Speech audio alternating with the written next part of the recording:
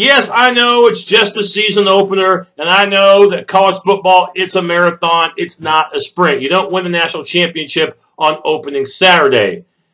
But Sooner fans, didn't you love what you saw? Wasn't that damn good? Yes, 63-14, a lapper, in a game in which, yes, the Sooners were a double-digit favorite playing at home and 7th rated in the country.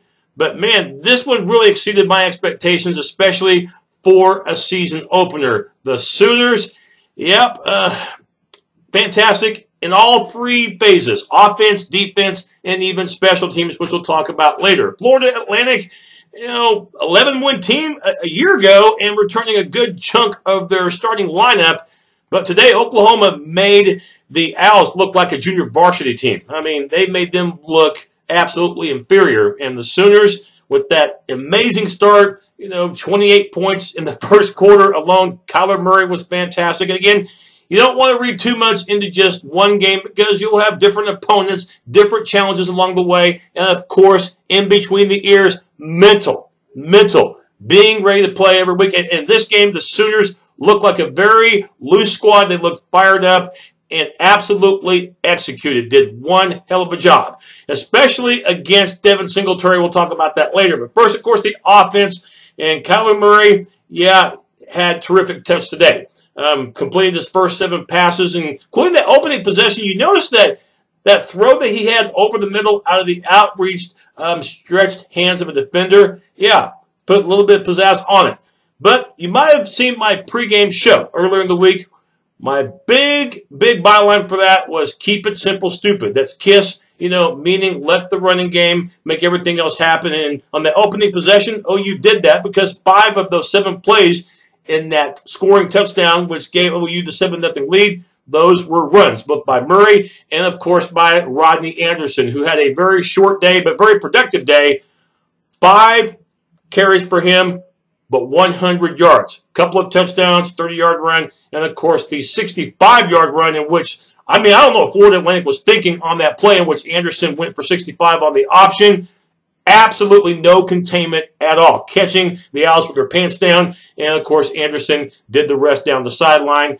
And that was the last time we would see Rodney. Didn't need him the rest of the game. In fact, the Sooner ground attack amassed over 300 yards on the day. Good chunk of it coming in half number 1. Not just with Anderson with his 2 touchdowns, but by the way, 3 other running backs getting scores as well. Marcelius Sutton, Trey Sermon, as well as Kennedy Brooks, all with TDs.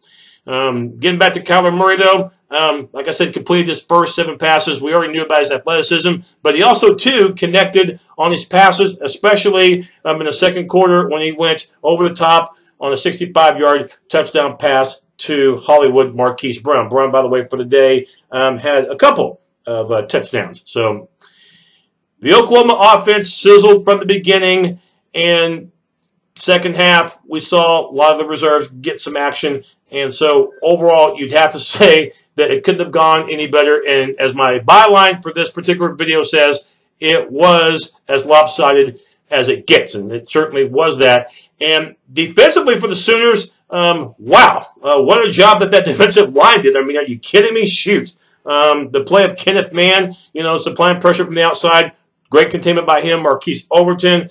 Talk about Amani Bledsoe. But also, too, Ronnie Perkins. That's right, the freshman out of St. Louis. Yeah, a couple of big stops on possession number 1 against that Owl offense. That Florida Atlantic offense that averaged 40 points per game, returning a lot of its production. Yes, it was a new quarterback, but still, you had a good chunk of that talent back from a year ago, and Oklahoma dominated, absolutely dominated. Yes, they did give up some runs against Devin Singletary, but when it mattered, those runs happened in the first quarter, second quarter. They really shut Singletary down. This is a running back that is still pretty damn good. Today doesn't change that, and I still think he'll have a terrific season, but Oklahoma, I thought, held their own. And, yeah, Singletary did get a touchdown, but that happened late third quarter against the reserves during mock time when the game was already decided. In fact, the game was already decided in the second quarter. Bottom line, Sooners, the linebackers, and especially the defensive line did a decent job against Devin Singletary. Still had some big runs, but at the same time, didn't dictate the game. Okay, and that was a big thing for the Sooner defense. And by the way, how about Bookie Radley Hiles? the 5-star freshman playing in his debut, the guy's physical, okay? He is physical. He's fast. One heck of an athlete. I definitely look forward to watching this guy in future Oklahoma games. It was fun to watch him today. And speaking of the defense, did a nice job against Chris Robinson. Or actually, Chris Robinson did not look good at all. He got the late decision start by Coach Lane Kiffin. And I don't know what it was. Maybe Robinson was just too pumped up. I don't know, the former Sooner quarterback. And I thought his throwing today, for the large part, was erratic. I mean, at times he did have guys open, and Robinson just overshot him. I mean, he was inconsistent today. It was just one of those afternoons where hardly anything went right for FAU. And for the Sooners, give them 100% credit for this victory, a game that was decided early. And there were penalties, there were mistakes, but not too many in this matchup. And the Sooners still have 11 games to go. You got UCLA from the Pac-12 coming up next week. But still, you had to love what you saw if you were a Sooner fan. Offensively and even defensively as well. And special teams, how about that block punting? And really wasn't a block punt by Lee Morse. Later in that quarter, Morse had the 65-yard touchdown reception, partially because of his athleticism, partially because Florida Atlantic on that play did not know how to tackle. But getting back to that block punt, which made it 14-0, good guys. I don't think it was a block punt because, the punt block team for the Sooners, they got to the punter in a hurry. In fact, that ball never even laid at all on the foot of the punter. I mean, it was one of those things where OU actually kind of stole the ball before the punter could even get into full motion to punt it. That's right. I didn't see any contact at all by the punter on that ball. And then you give credit to Morris for the official block, and then you give credit to Curtis Bolton for the touchdown recovery. But, yeah, so offense, defense, special teams, couldn't ask for anything more for week number 1. For Florida Atlantic, I know that they won 11 games last year, and I know they won Conference USA, and I know they had most of their starters back from that team a year ago. But if this is the best that Conference USA has to offer, then my opinion of that conference is for absolute shit. I mean, it didn't even look like a real FBS squad. Not to take anything away from Oklahoma, but man, did we expect at least somewhat of a challenge for at least a half from the guys from Boca Raton, Florida? I certainly did, and I know that a lot of it has to do with Oklahoma, of course, playing in Norman. At the same time, though, I expected more from FAU than that. They still might end up, winning a lot of games, but like I said, my opinion of Conference USA is it's for SHIT in all purposes. For the Sooners, couldn't ask for a better start for the season. Of course, you got UCLA coming in, Chip Kelly next week. We are broadcasting the show prior to UCLA's game against Cincinnati, and the Bruins have several players not playing tonight because of suspension, but players that we should see for next week. So tonight, win or lose for UCLA, we may not even get a complete depiction of what we're going to see next week because I think at least 6 players will not be playing tonight for the Bruins against Cincy. Before we wrap it up for my post-game show, just a reminder, as far as my pregame team-by-team previews, I still have one more to go. That's Virginia Tech. Their season opener is not until Labor Day, Monday night against Florida State. So that will be my 67th and final preview. Again, if you've been watching my team-by-team previews, thank you very much. We covered all 5 of the Power 5 schools. We'll have Virginia Tech wrapped up pretty soon. And we also covered Notre Dame and by request, Charlotte, as well as Connecticut. And wrapping up my report, talk a little bit about the Big 12, how they did in week 1. Of course, not everybody has played yet as far as the Big 12. They'll go in prime time. I'm broadcasting this show just prior to that. Oklahoma State and T.C.U. opening up the season with comfortable wins against FCS competition.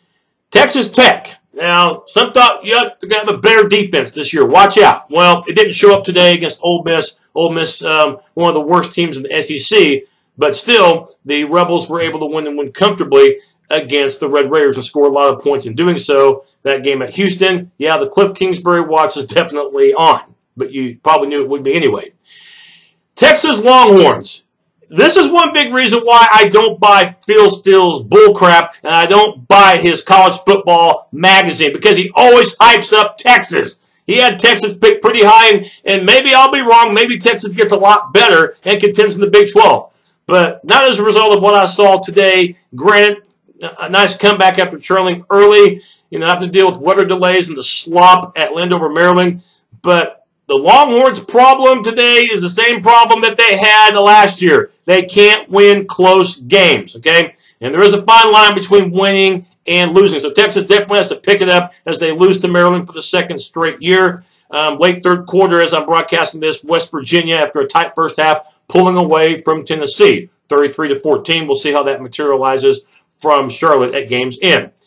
For the Oklahoma Sooners, big game from all aspects. Kyler Murray looked sharp. Rodney Anderson looked very sharp. Offensive and defensive lines were terrific against a Florida Atlantic team that was overmatched physically and outcoached as well. 63-14, and the game wasn't even that close.